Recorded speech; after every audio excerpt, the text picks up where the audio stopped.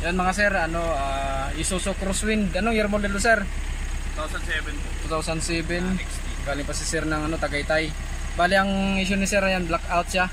Dati daw nagana daw pag pinukpok. Pero ngayon hindi na daw talaga. Hindi na kayang pukpukin sir.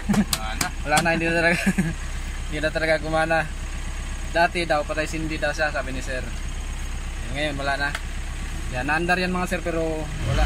Hindi gumana pati yung RPM. Kasi speedometer sir, hindi rin gumana sir, no? Yan. Pati sa auto na wala na. Lahat hindi siya gumana mga sir. Buksan natin to kung anong magagawa natin dito.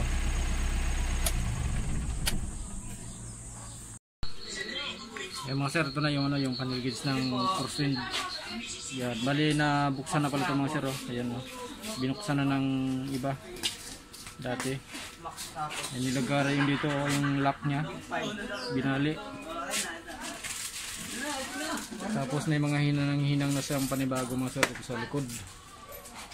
Yan, mga niresolder nya. Tingnan natin sa loob mga sir kung wala pa siyang ginalaw. Sana wala pa siyang binago dun sa loob. Sana wala pang ginalaw dun sa loob mga sir yung magbukas.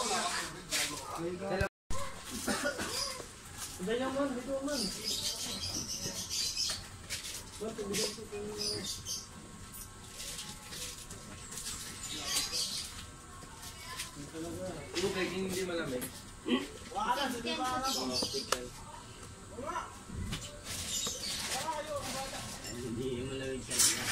Ang nakatusot ako ng tanggalan. Ano ganda?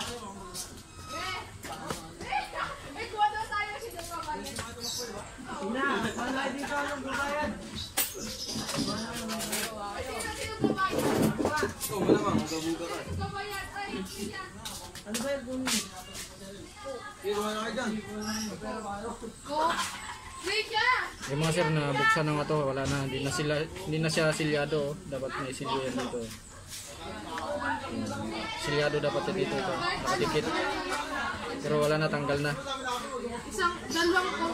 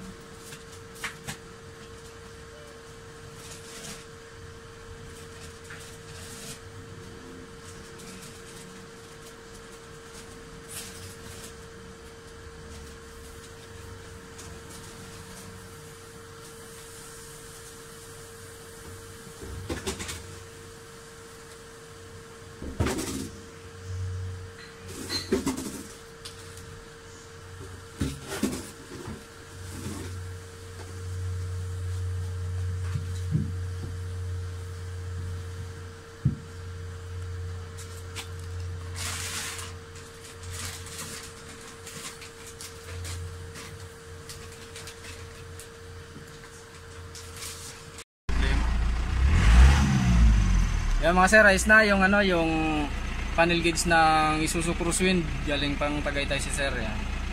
Bali ginawan ko na lang ng paraan yung yung film, yung konektado dito sa sa board niya mismo sa loob.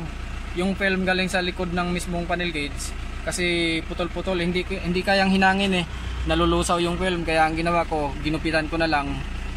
Kinopya ko na lang yung katulad nung kung anong forma nung original.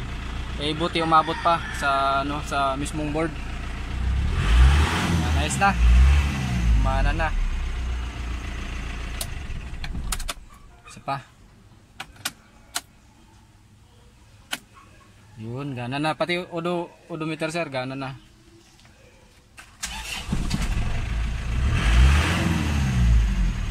Nice na. Itakpan ko na lang to sir ha.